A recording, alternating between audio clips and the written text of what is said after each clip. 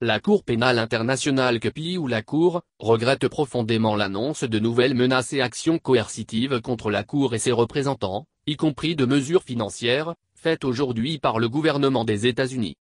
La CPI soutient fermement ses membres du personnel et ses représentants et demeure inébranlable dans son engagement à s'acquitter, de manière indépendante et impartiale, du mandat que lui confère le statut de Rome et les États qui y sont partis.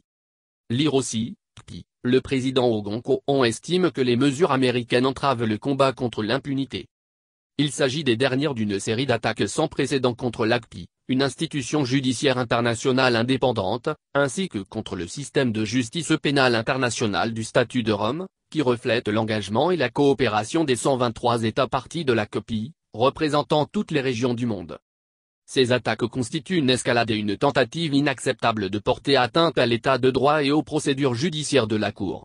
Elles sont annoncées dans le but déclaré d'influencer les actions des responsables de la CPI dans le cadre des enquêtes indépendantes et objectives et des procédures judiciaires impartiales de la Cour. Une attaque contre la CPI représente également une attaque contre les intérêts des victimes de crimes d'atrocité, pour beaucoup desquels la Cour représente le dernier espoir de justice. Alors qu'elle continue de s'acquitter de ses responsabilités, la Cour compte sur le soutien et la coopération sans faille de ses États parties.